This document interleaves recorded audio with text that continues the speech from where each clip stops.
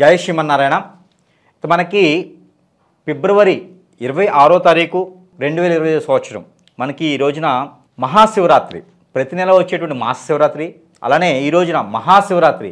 ఆ శివ భగవానుడి యొక్క కృపా కటాక్షాలు అందరి మీద ఉండాలని కోరుకుంటా ఉన్నాను. అలానే మనకి ఈ మాస శివరాత్రి ప్రత్యేకత, ఆ రోజు పూజా విధానం, ఎలా ఏం చేస్తే బాగుంటుంది, ఈ ద్వాదశ రాశి వారు ఏం చేయాలనేది ఒకసారి చూద్దాం. అయితే మనకి 2025 సంవత్సరం ఫిబ్రవరి మాసం 26వ తారీఖు మాస శివరాత్రి అనేది చాలా గొప్ప విషయం ఆ రోజు రావడం. అయితే మనకి జాగారం చేయాలనుకున్న వారు కూడా 26వ తారీఖే చేసుకోవాలి. 26వ తారీఖు జాగారం చేయాలి. 26వ తారీఖు మహాశివరాత్రి కాబట్టి ఆ రోజు జాగారం, ఒక్క పొద్దులు ఉండేవారు ఒక్క పొద్దులు ఉండొచ్చు. ఆ రోజు కనుక ఇప్పుడు జనరేషన్ ప్రకారంగా చాలా మారిపోయింది. కానీ ఒకప్పుడైతే మేము విన్నది, అంటే మేము చూసేదానికి కూడా మారిపోయింది. మేము విన్నది అయితే జాగారం అంటే అక్కడ మీనింగ్ ఏంటంటే ఆ శివ భగవానుడు తాండవిస్తాడనమాట. సాయం సంధి వేళ నుంచి ఉదయించేంత వరకు కూడా తాండవిస్తాడు. ఎలా తాండవిస్తాడంటే నవగ్రహాలన్నీ కూడా ఆయన పాదాల చెంత తిరుగుతూ ఉంటే, ఆయన పాదాల చెంత ఉంటాయి అన్నమాట. నవగ్రహాలన్నీ కూడా ఆయన పాదాల వద్ద ఆయన నాట్యం చూసేందుకు వస్తాయి. ఆ నాట్యం చేసేందుకు పాదాల వద్దన నవగ్రహాలన్నీ కూడా ఎవరైతే ద్వాదశ వాసుల మీద ఉన్నారో వాళ్ళందరికీ కూడా చెప్తా ఉన్నా, ఆ నవగ్రహాలు ఏవైతే వాటి యొక్క అశుభ దృష్టి శుభ దృష్టి అన్నీ కూడా మలుసుకునడానికి ఆ పాదాల వద్ద అందరూ నవగ్రహాలన్నీ కూడా శక్తియుక్తులయ్యేసి శాంతి స్వరూపులయ్యేసి ఆ నవగ్రహాలన్నీ కూడా చాలా ప్రశాంతంగా ఉంటాయన్నమాట. ఇతనికి వీళ్ళకి చెడు చేయాలి, వీళ్ళకి మంచి చేయాలి, నాకున్నటువంటి శక్తితో వీళ్ళని చూడు ఏం చేస్తానో అనేటువంటి అన్నీ తొలగిపోయేసి ప్రశాంతమైనటువంటి వాతావరణంలో ఉంటాయి. కాబట్టి ఆ శివ భగవానుడితో పాటు మనం కూడా ఆ నాట్యము చూసినా, ఆ శివపురాణం విన్నా, ఆ శివపురాణం తరించినా, మనం భజన బృందంలో మునిగిపోయినా, అలానే మనకి ఆ పార్వతీదేవి కళ్యాణం ఆచరించిన, ఆ పార్వతీదేవి యొక్క కళ్యాణం మనం చూసినా, తరించినా, విన్నా, ఆ శివపురాణం విన్నా, ఆ పార్వతీదేవి పురాణం విన్నా కూడా మనకి ఆ రోజున కలిగేటువంటి పుణ్యము అంతా ఇంత అని కాదు, ఎన్నో లక్షల తరాల పాటు ఉంటుంది. కాబట్టి మనం ప్రతి సంవత్సరం చేస్తాం కదండి అనుకోవచ్చు, మనం ప్రతిరోజు తింటాం కదండి అనొచ్చు కదా. అలానే ఎన్ని రోజులు చేసినా కూడా ఆ దేవునికే చేస్తాం. కాబట్టి ఎన్ని సంవత్సరాలైనా ఎన్ని రోజులైనా ప్రతిరోజు శివరాత్రి రాదు. కాబట్టి సంవత్సరంలో ఒక రోజు వచ్చేటువంటి ఈ యొక్క మహాశివరాత్రి రోజున రుద్రతాండం వేసి శివుడు రుద్రుడేసి నాట్యమాడతాడు. కాబట్టి ఆ రోజును కనుక మీరు నాట్యము నేర్చుకున్న వాళ్ళు, నాట్యం నేర్చుకోవాలనుకున్న వాళ్ళు నేర్చుకోవచ్చు. ఆ రోజు కనుక మీరు ఫాస్టింగ్ ఉండేసి, ఫాస్టింగ్ అంటే ఉండవాలనుకున్న వాళ్ళు, ఇప్పుడున్న జనరేషన్ ప్రకారంగా ఆరోగ్య సమస్యలు ఉన్న వాళ్ళు కాకుండా మీరు ఉండాలనుకుంటే ఉండండి. ఆ రోజున ఉదయము సాయంత్రము స్నానం ఆచరించేసి ఒక అఖండ దీపం 24 గంటలు ఉండేటువంటి అఖండ దీపం ఒకటి కనుక మీరు వెలిగించేసి, ఆ అఖండ దీపం వెలిగినంత వరకు కూడా ఆ రోజు నిద్రాహారాలు మానవేయాలి. ఆ శివ భగవానుడు మనందరి కోసం భూగోళమే కాకుండా 7 లోకాలు కూడా పరిపాలించేటువంటి రాజాతి రాజు. కాబట్టి ఆ శివ భగవానుడి కోసం మనం అందరూ కూడా ఎదురు చూస్తుంటాం. కాబట్టి ఆ శివ భగవానుడితో పాటు మనం కూడా ఆ నాట్యాన్ని స్వీకరించడం ద్వారా, తరించడం ద్వారా కూడా మనకు ఉన్నటువంటి నవగ్రహ దోషాలన్నీ తొలగిపోతాయి. ఇది రాసి పెట్టుకోండి, ఖచ్చితంగా పోతాయి. కాబట్టి ఆ రోజున మీరు జాగారం ఉండండి. జాగారం ఉంటూ అంటే సినిమాలకో పబ్బులకో వెళ్ళేసి డ్రింకులు చేసుకొని మీరు ఏదో చేయడం ద్వారా కాదు. ఆ శివ భగవాని యొక్క కృపా కటాక్షాలు మీ మీద ఉండేందుకు ఆ శివ భగవాని యొక్క భజనలో కావచ్చు, నామంలో కావచ్చు, అర్చనలో కావచ్చు, ఆరాధనలో కావచ్చు మీరు చేసినట్లయితే కనుక మంచి పుణ్యఫలం వస్తుంది. కాబట్టి ఆ మేర చేయండి. అయితే ఆ శివ భగవాని యొక్క ఆలయాలకి దర్శనం చేసుకున్నా, ఆ శివ భగవాని యొక్క అభిషేకం చేసినా, అర్చన చేసినా, అలానే మీకు ప్రదక్షిణ చేసినా, నమస్కారం చేసినా, 2 చెమ్ములు ఎండి చెమ్ములతో లేదా రావి చెమ్ములతో, పంచలోకాల చెమ్ములతో 2 గ్లాసులు కానీ చెమ్ములు కానీ నీరు ఆజ్ఞించినా కూడా ఆ శివ భగవానుడి యొక్క ఆ ఒక బోలాశంకరుని యొక్క కృపా కటాక్షాలు ప్రతి ఒక్కరి మీద ఉండేందుకు ఆస్కారం ఉంటుంది. దీంట్లో కులము మతము భేదం లేకుండా ప్రతి ఒక్కరు కూడా ఆ శివ భగవానుని దర్శనం చేసుకోవచ్చు. ఆ శివ భగవానునికి కృపా కటాక్షాలకు పాత్రులు కావచ్చు.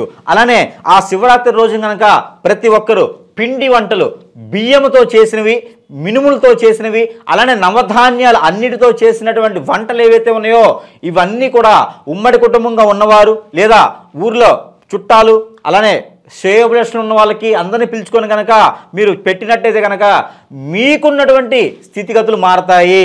మీకున్నటువంటి ఏవైతే దోషాలు ఉన్నాయో ఆ పూర్వీక శాపం కూడా మీకు పోలుతుంది. కాబట్టి ఆ మేర పిండి వంటలు అందరికీ పంచి పెడితే కూడా మీకు అదృష్టం వస్తుంది. అలానే వడలు, మినుము వడలు కావచ్చు, అలానే గోధుమలతో చేసినటువంటి పిండి వంటలు కావచ్చు, ఇవన్నీ కూడా నవగ్రహాలకి శాంతి పలికితే కూడా ఈ నవగ్రహాల శాంతి ప్రతి వారం మీరు చేసుకునే పని లేదు.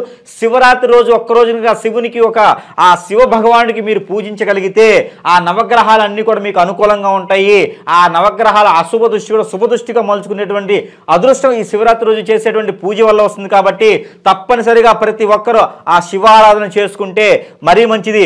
ఓం నమః శివాయ అనే ఒక నామాన్ని కనుక మీరందరూ కూడా 1111 సార్లు మీరు నామం చేసినట్లయితే కనుక, లేదు ఒక నామమాల తీసుకొని మీరు జపం చేసినట్లయితే కనుక చాలా మంచి జరుగుతుంది. ఆ రోజున ఆ రేత్రంతా కూడా శివనామంతో మోరమోగుతుంటే కనుక మీ ఆత్మస్వరూపంగా ఉన్నటువంటి దోషాలన్నీ కూడా తొలగిపోయేదానికి, ఆర్థిక స్థితిగతులు మైండ్ పరంగా, మనస్సు పరంగా, ఆరోగ్యపరంగా, పెళ్లిళ్ళ పరంగా, ఆర్థిక పరంగా కూడా అన్ని రకాలుగా రుమ్మతులు తొలగిపోయేదానికి ఆ శివ భగవానుడు ఉంటాడు. కాబట్టి ఆ మేర ప్రయత్నం చేయండి. మీకు సమీప దూరంలో ఎక్కడైనా దక్షిణామూర్తి ఆలయం ఉంటే కనుక, మీకు విదేశాలకు కానివ్వండి, అలానే చదువుకు సంబంధించి జాబుకు సంబంధించి ఏమైనా ఉంటే కనుక మీకు ఆ దక్షిణామూర్తి ఆలయం దగ్గరలో ఉంటే చూడండి.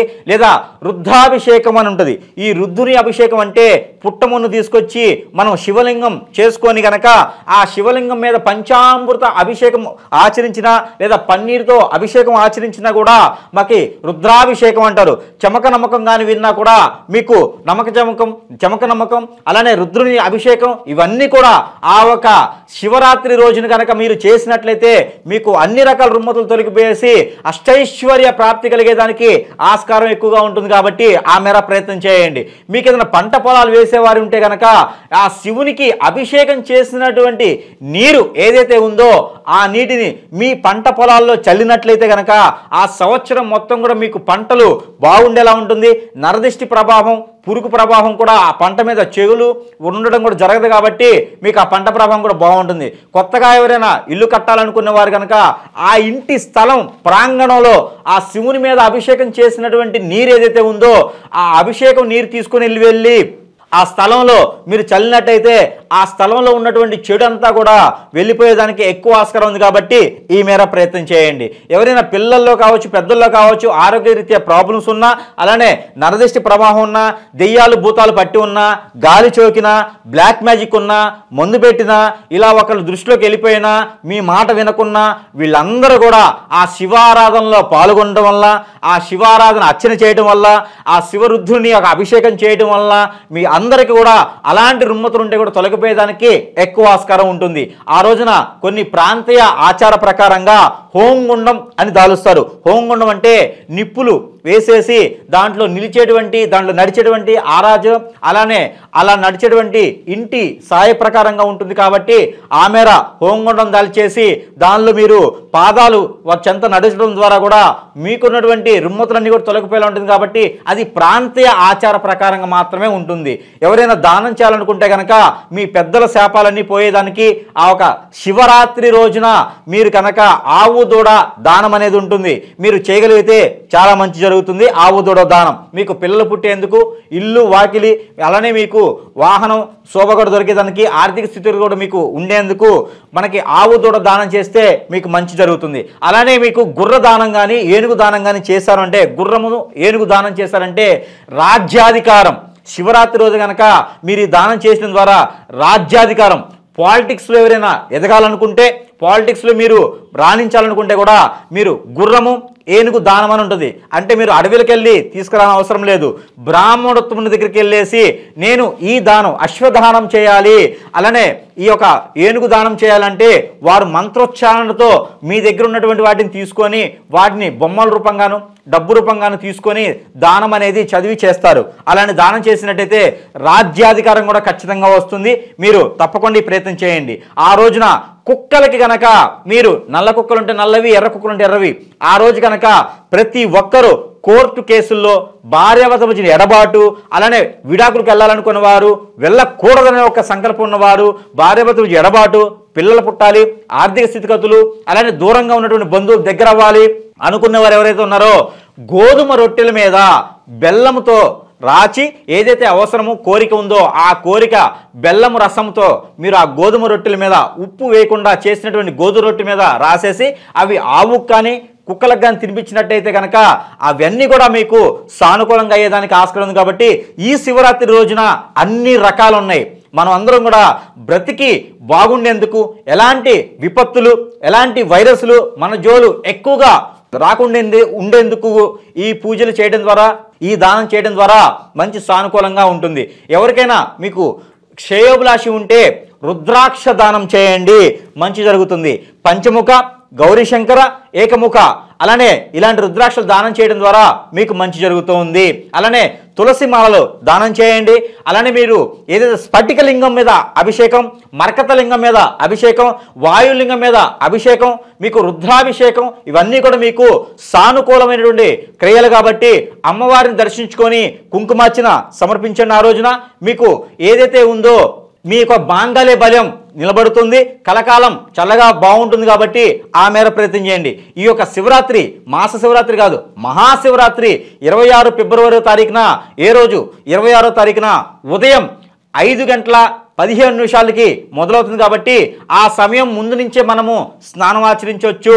ఆ సమయం ముందు నుంచే మనము ఫాస్టింగ్, ఒక్క పొద్దులు అనేది ఆ 5:15 నుంచి మొదలయ్యేసి అది సమయం రాత్రి మనం దీపారాధన చేసిన తర్వాత ఆ ఒక్క పొద్దు విడవచ్చు. అంటే 6:50 తర్వాత ఒక్క పొద్దు విడవచ్చు. సాయంత్రం నైట్ ఒక్క పొద్దు లేకున్నా పర్వాలేదు, ఇబ్బంది ఉండదు. కాబట్టి పాలు, పళ్ళు ఇవి తీసుకునేదానికి బాగుంటుంది. అలానే వేడి పాలు తీసుకోవడం మరీ శ్రేష్టం అందరికీను. అలానే స్వామివారికి, అమ్మవారికి సాయంత్రం నైవేద్యంలో మీరు చక్కెర పొంగలి లేదా వడలు లేదా పాలు కాగపెట్టి చల్లార్చి దానిలో పట్టిక బెల్లం వేసినటువంటి లేదా తేనె వేసినటువంటి పాలు సమర్పించినట్లయితే కనుక మీకు అష్టైశ్వర్య ప్రాప్తి కలిగేదానికి, మీకు ఉన్న పలంగా డబ్బు వచ్చేదానికి ఎక్కువ ఆస్కారం ఉంది. కాబట్టి ఈ మార ప్రయత్నం చేయండి. ఏదైతే ఈ ఫిబ్రవరి మాసం 26వ తారీఖు వచ్చేటువంటి మహాశివరాత్రి 2020 సంవత్సరం వస్తుంది. కాబట్టి ఇక్కడ దగ్గర సమీప దూరంలో ఉన్నటువంటి శివాలయం ఏదైతే ఉందో అక్కడ మీరు దర్శనం చేసుకుంటే కూడా మీకు పుణ్యం వస్తుంది. అలానే మీకు ఇలాంటివి ఏదైతే ఉన్నాయో మనం అనుకున్నటువంటి కార్యాలన్నీ కూడా నిర్వర్తించండి. అందరూ కూడా సుఖ సంతోషాలతో ఉండాలి. శివారాధన అందరూ చేయాలని కోరుకుంటా ఉన్నాను. జై శ్రీమన్నారాయణ.